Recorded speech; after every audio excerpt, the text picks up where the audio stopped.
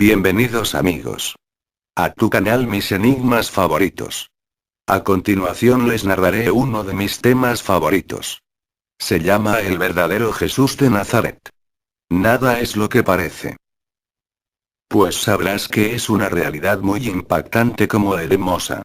Basada en una documentación real, documentación que pone al descubierto multitud de datos nuevos sobre la figura y obra de Jesús de Nazaret. Podemos asegurar que, tal y como sospecha buena parte de la humanidad, las grandes potencias mundiales ocultan muchos de sus proyectos espaciales y militares. En el año 1973 las fuerzas norteamericanas, después de varios años de preparación y tras un sinfín de intentos y peripecias, ejecutaron en pleno corazón de Israel uno de sus proyectos súper secretos, que fue bautizado precisamente como Operación Caballo de Troya.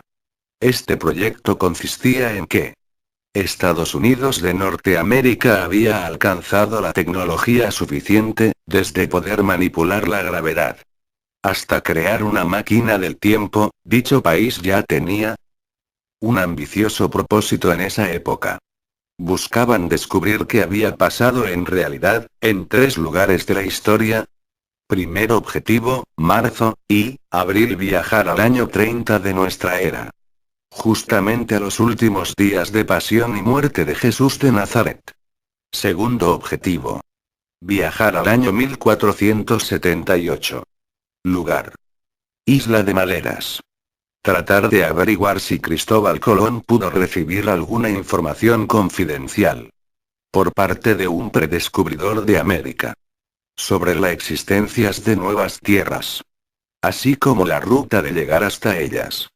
Tercer objetivo, marzo de 1861, lugar: viajar a los propios Estados Unidos de América del Norte, conocer con exactitud los antecedentes de la Guerra de Secesión, y del pensamiento del recién elegido presidente Abraham Lincoln, pero la historia empieza aquí. Les narraré el primer objetivo, viajar a la época de Jesús de Nazaret, a continuación. Un fragmento del diario de uno de los 2 militares que viajaron al año 30. A la época de Jesús, el gran viaje. Pido humildemente al Todopoderoso que me conceda las fuerzas y vida necesarias para dejar por escrito cuanto sé y contemplé, por la infinita misericordia de Dios, en Palestina. Es mi deseo que este testimonio sea conocido entre los hombres de buena voluntad, creyentes o no, que, como nosotros, caminan en busca de la verdad. Sé como también lo supo mi hermano en el gran viaje, que mi muerte está cercana. No es fácil para mí resumir aquellos años previos a la definitiva puesta. El gran viaje.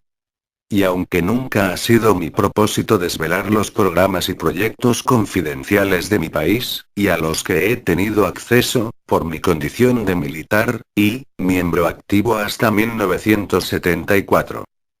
Si no les molesta, llámenme mayor, por el momento y por razones de seguridad. No puedo darles mi nombre. Después de muchos años de preparación, y de ensayos hacia poder manipular el espacio-tiempo. Después de 3 años de aprender todo lo relacionado a esa época de Jesús. Desde las vestimentas y costumbres de esa época, hasta el lenguaje que hablaba Jesús de Nazaret. El arameo. Pero también aprender el griego. El hebreo y latín eran los idiomas que se hablaban en esa época de Jesús, y tras un sinfín de ensayos. Y desde equiparnos con todo tipo de tecnología que pudiera registrar todo lo que acontecería en la pasión y muerte de Jesús de Nazaret. Me refiero a aparatos que registraran diálogos, videograbaran y monitorearan hasta la temperatura, y todo muy minuciosamente tecnológico. Se llegó el gran día. Fue quizás el instante de mayor tensión.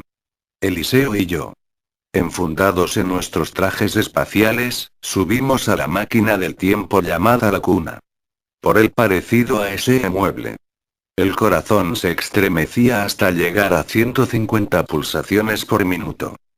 El ordenador marcaba las 23 horas 3 minutos con 22 segundos, retrocedíamos en el tiempo al 30 de marzo del año 30, yo y mi hermano Eliseo.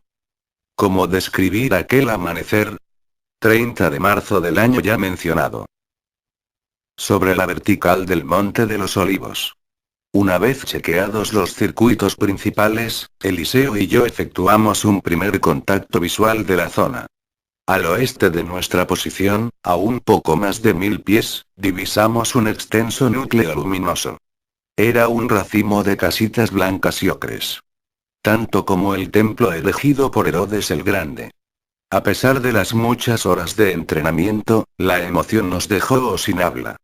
Mi hermano Eliseo me comunicaría, desde el módulo, todo lo que pudiera pasar en minutos futuros, y yo le comunicaría a él, todo lo que viera en mi camino y si me encontraba en peligro. Con más razón.